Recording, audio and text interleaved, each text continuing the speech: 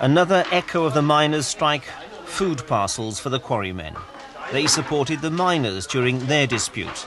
Now the miners are responding by sending money and food to bolster supplies given by the local community. Every week, each striker is sent a box of basic foodstuffs. It's not a lot, but it means they don't go hungry. Well, I feel that enough injustice is in the world at the moment without me watching it on my own doorstep. And government legislation in the past few years has made it possible for the employers to treat their employees exactly as they want.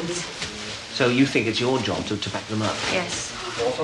And how important is it for you as part of the family?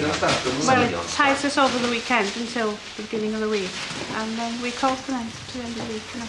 Things are tight for everybody, but with the baby due, it is a little bit tighter. You know, you can't get things that you really want to get. But the Women's Support Group has been ever so supportive, so we're all thankful to them. How important are the food parcels for your family? Oh, if we didn't have them, we wouldn't survive. It's as simple as that.